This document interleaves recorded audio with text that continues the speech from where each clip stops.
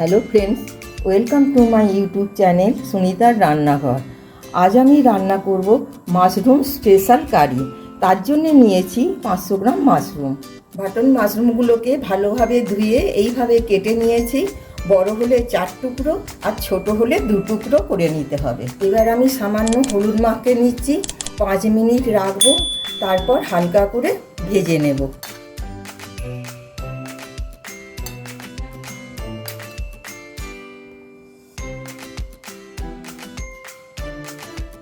হলুদ মাখানো হয়ে গেছে, এবার 5 মিনিট ম্যারিনেশনে রেখে দেব, তারপর হালকা করে ভেজে নেব। কড়াই গরম হয়ে গেছে, সাদা তেলটা দিয়ে দিচ্ছি হালকা করে মাশরুমগুলো ভেজে নেবার জন্য। এবার মাশরুমগুলো দিয়ে দিচ্ছি ভাজার জন্য। মনে রাখবেন, মাশরুম কাঁচা রান্না করার থেকে হালকা করে ভেজে নিলে তার টেস্ট অনেক ভালো হয়।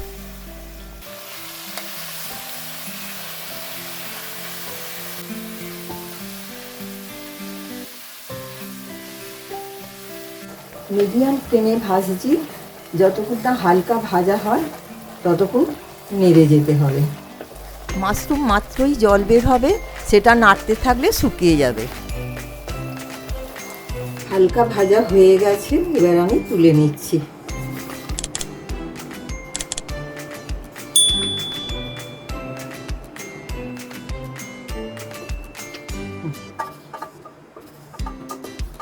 এখানে আমি 15টা কাজু জলে ভিজিয়ে নিয়েছি।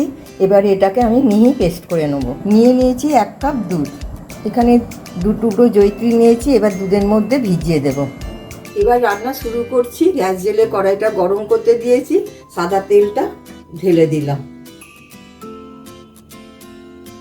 তেল গরম হয়ে গেছে, ফোড়নের জন্য 2টো শুকনো লঙ্কা আর সামান্য গোটা জিরে দিয়ে দিলাম। এবার একটু নেড়ে নিচ্ছি। 4টে মাঝারি সাইজের পেঁয়াজ ছোট ছোট করে কুচি করে নিয়েছি, এবার ঢেলে দিলাম।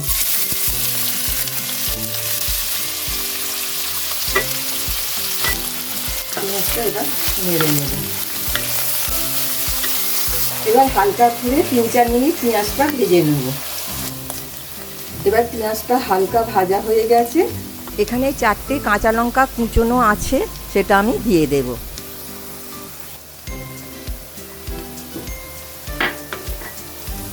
এবার দিয়ে দিচ্ছি 1 চামচ রসুন বাটা, দিয়ে দিচ্ছি 1 চামচ আদা বাটা। এবার আদা রসুন পেঁয়াজের সঙ্গে মিশিয়ে নেব।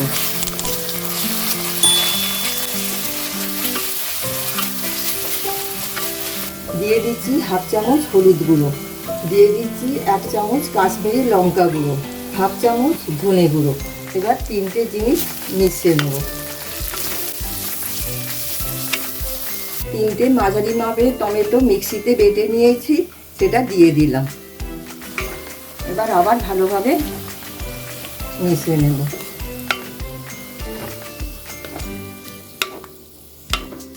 এবার মিক্সিতে পেস্ট করা 15টা কাজু দিয়ে দিলাম।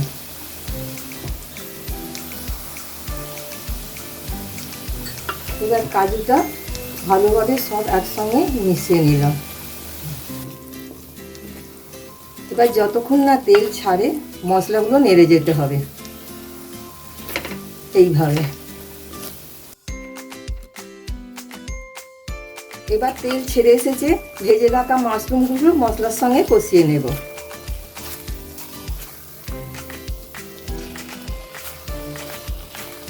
এবার ভালোভাবে কষাতে হবে।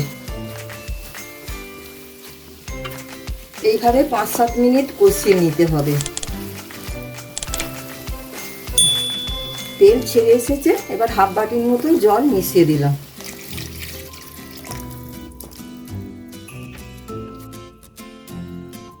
দিয়ে দিলাম অল্প গরম মশলা। এবার এটাকেও নেড়ে নেব।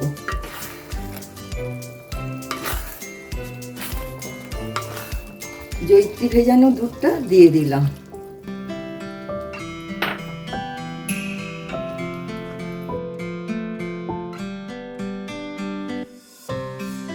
দিয়ে দিচ্ছি স্বাদ মতো নুন।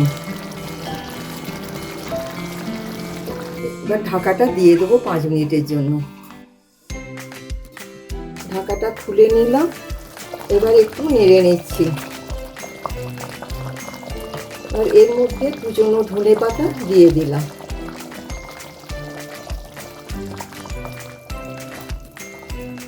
শুকনো খোলায় ভেজে কসুরি মেথি হাতে গুঁড়িয়ে দিয়ে দিলাম।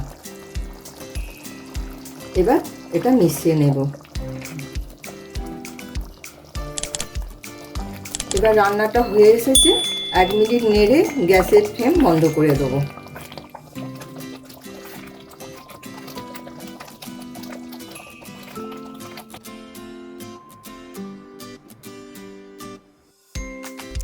দর্শক বন্ধুরা, আজকের ভিডিওটা কেমন লাগলো কমেন্ট করে জানাতে ভুলবেন না।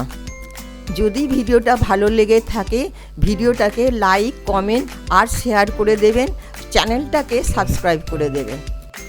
দেখা হবে পরের ভিডিওতে নতুন কোনো রেসিপি নিয়ে।